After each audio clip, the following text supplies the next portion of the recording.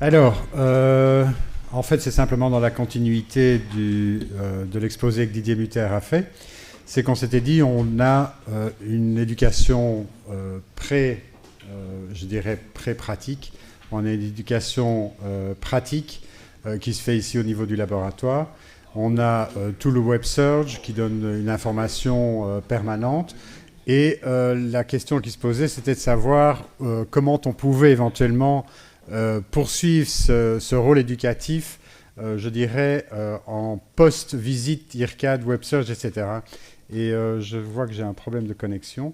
Peut-être qu'on peut m'aider. C'est d'avoir un système de mentoring qui se fasse à distance. Et donc, avec la société Storz, on a développé un système qui permet de prendre contrôle d'une console d'éducation à distance.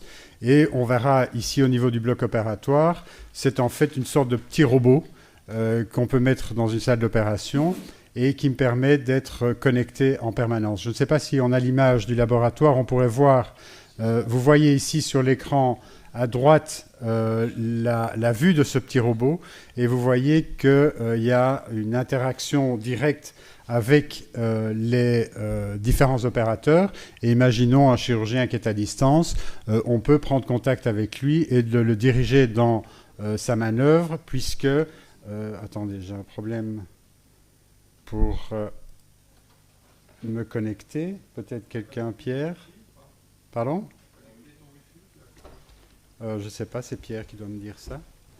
Et donc l'idée, c'est d'interagir avec non seulement l'image, l'environnement du chirurgien, donc de lui dire vous n'êtes pas bien mis autour de la table d'opération, vous devriez faire ceci ou cela, mais aussi d'avoir un accès à son image endoscopique, laparoscopique, et de pouvoir interférer avec cette image endoscopique en le dirigeant dans un certain nombre de ces gestes. Et donc vous avez peut-être sur un écran l'image de cet ordinateur. Donc ici, je vais travailler sur un ordinateur, mais on a le même système qui fonctionne sur un iPad, par exemple. Et donc, si vous êtes dans votre train et que votre chef résident vous appelle parce qu'il a un problème chirurgical, vous pouvez à distance prendre le contrôle de cette console qui est placée au niveau du bloc opératoire. Et on pense que notamment, ça peut être intéressant dans les systèmes de garde où vous avez des appels de vos jeunes. Voilà, on va se connecter. Voilà. Donc vous avez l'image là et donc moi j'ai le contrôle. Donc en fait la petite machine que vous avez vue dans le laboratoire est équipée d'une caméra. Cette caméra me donne cette vue. Mais par contre ce que je peux également avoir c'est avoir la vue de l'image endoscopique. Et par exemple on va aller chercher l'image laparoscopique. Attendez. Là voilà. Donc j'ai l'image laparoscopique, je peux retourner à mon écran principal au niveau duquel je vais pouvoir interférer. Donc l'opérateur dans la salle a le retour de mon ordinateur. Peut-être qu'on pourrait... Voilà, vous le voyez. Et par exemple, je vais dire qu'il y a un problème ici. Donc j'ai fixé l'image, je vais aller chercher mon image et je vais pouvoir interférer avec son image. Je peux par exemple lui dire, écoute, ne fais pas ça parce que ça ne fonctionne pas à ce niveau-là, tu devrais plutôt couper ceci, tu devrais plutôt couper cela. Et donc cette image-là, il l'a en direct. Donc je crois que vous avez l'image du laboratoire. Par exemple, je vais vouloir tracer une ligne, je vais prendre ma photo et je vais la commenter, je dirais. Voilà, attendez, je vais simplement commenter mon image. Donc vous voyez qu'ici maintenant je vais pouvoir par exemple lui dessiner une flèche en lui disant tu devrais plutôt travailler par là et l'étudiant a sur son écran l'image qui correspond à ici. Donc je crois que vous avez l'image sur l'écran. Il y a d'autres petites options, par exemple on peut utiliser un laser pour montrer les choses, mais je crois que le système des flèches et autre chose est quand même plus agréable. Et d'autre part, je peux être visualisé, donc il a ma tête sur son écran, donc il y a une réalité de présence physique, et donc on arrive à interférer ou à interconnecter des opérateurs qui sont à distance. C'est sûr que se pose toute la question de la responsabilité du mentoring, mais ça repose toute la question de la responsabilité, je dirais, d'un enseignement à distance. Il est évident qu'on ne va jamais pouvoir dire de manière formelle tu devrais couper là ou tu devrais couper là, parce que je pense qu'il n'y a personne qui oserait prendre cette responsabilité avec son iPad en main.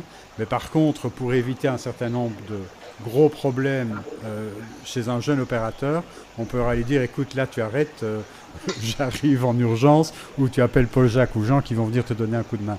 Donc il y a un niveau de responsabilisation qui est à décider, à voir, à limiter probablement, mais je pense que cette interconnectivité est probablement intéressante dans certaines situations. Voilà un petit peu les évolutions sur le plan technologique. Et là, on est dans le process d'établir ce type de correspondance avec différents centres. Voilà, je m'arrête là.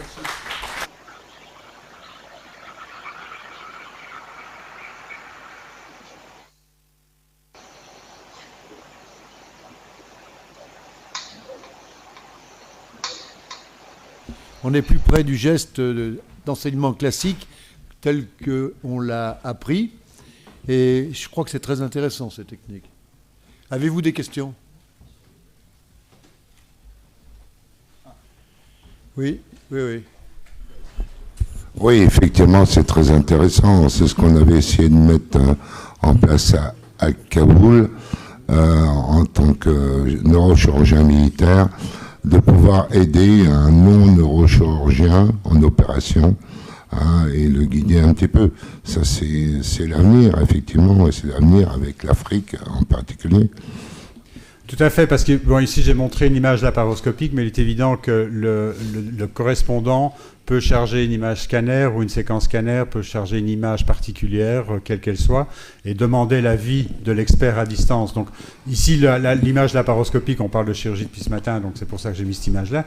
Mais imaginez tous les datas que vous pouvez recevoir et interpréter. Donc l'interconnexion est quand même assez intéressante. Non, c'est le concept d'un maître qui aide son élève à distance ou d'un spécialiste qui aide un non-spécialiste à distance. Voilà. Et ce non-spécialiste, c'est quand même un bon robot, un chirurgien polyvalent, mais qui n'a pas toutes les spécialités. Et le but, c'est de lui fournir des compléments de compétences qu'il n'a pas. Tout à fait. Donc c'est un concept militaire. On évolue dans ce sens-là dans d'autres disciplines, y compris médicales, où cette accessibilité à des experts, on connaît avec le zoo qui est un peu quelque part une tendance vers ça, où on a un panel d'experts qui est accessible, on envoie un message. En général, on fait ça par mail. Le mail ne donne pas beaucoup d'informations. Ici, vous avez cette interconnexion en temps réel qui change quand même l'information que vous pouvez donner. Écrire sur un mail, tu dois faire ça, c'est difficile. Parce que quand il voit votre figure et que vous lui dites sur un écran en dessinant, tu dois faire ça, il y a quelque chose de plus important. Oui, c'est le compagnonnage, effectivement, moderne.